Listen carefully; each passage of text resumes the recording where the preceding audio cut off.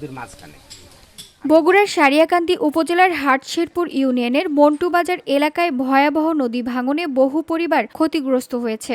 এই অবস্থায় সোমবার দুপুরে ভাঙন কবলিত এলাকা পরিদর্শন ও ক্ষতিগ্রস্ত পরিবারের মাঝে ত্রাণ সামগ্রী বিতরণ করেন সারিয়াকান্দি উপজেলা নির্বাহী কর্মকর্তা আতিকুর রহমান।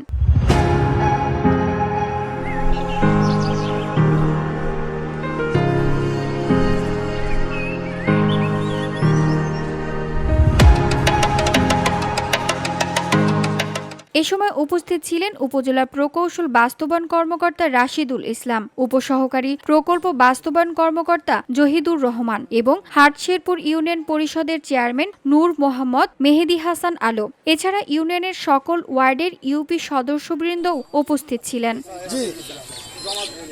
উপজেলা নির্বাহী কর্মকর্তা আতিকুর রহমান বলেন, নদী ভাঙনে ক্ষতিগ্রস্ত ৪৫টি পরিবারের মাঝে ত্রাণ সামগ্রী বিতরণ করা হয়েছে। এতে চাল, ডাল, তেল সহ নিত্য প্রয়োজনীয় খাদ্য সামগ্রী প্রদান করা হয়েছে। যমুনা নদীর মাঝখানে আমি যদি যমুনা নদীর map VOD Bangla news desk.